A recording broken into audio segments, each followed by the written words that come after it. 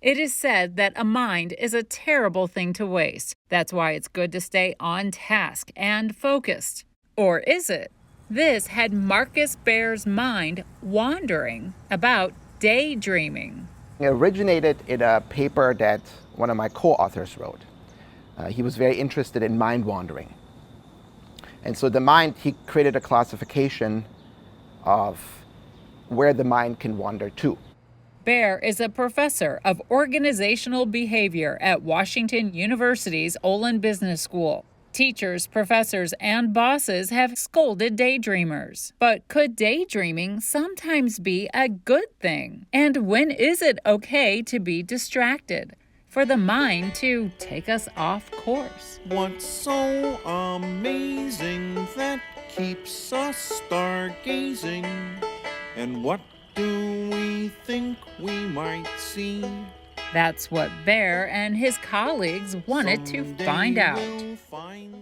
The reason why we wanted to study that is because most people believe that mind wandering is counterproductive. Baer is part of the research team focused on daydreaming as it relates to employees who may daydream on the job.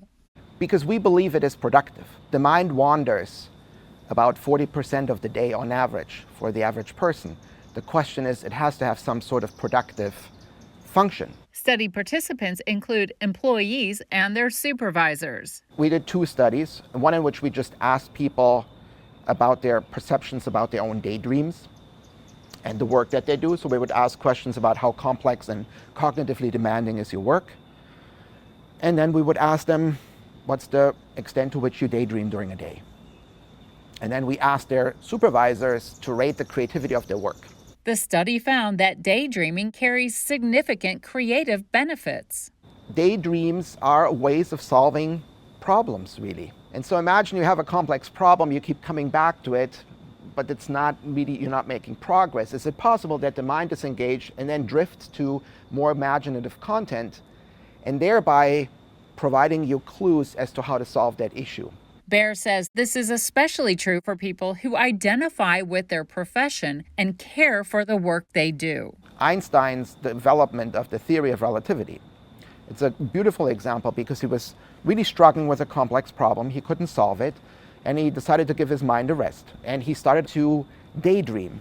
And it was really imaginative content because he thought about bolts of lightning coming down, and he was wondering whether or not a person being on a train versus a person observing a train would see the 2 bolts of lightning hitting at the same time. That's what his mind wandered to. That's the daydream he had.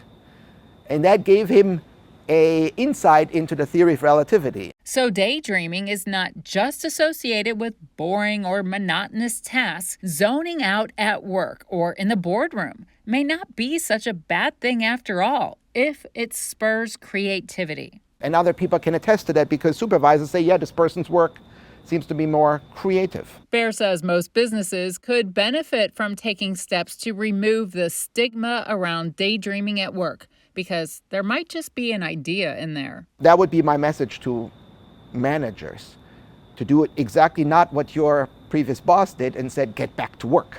Possibly interrupting a productive mind-wandering episode. However, Baer says mind meandering on the job can be a liability for some professions, such as air traffic controllers or surgeons. Certain tasks, I would say I want people to be on task, right? Because the costs are high of being off task.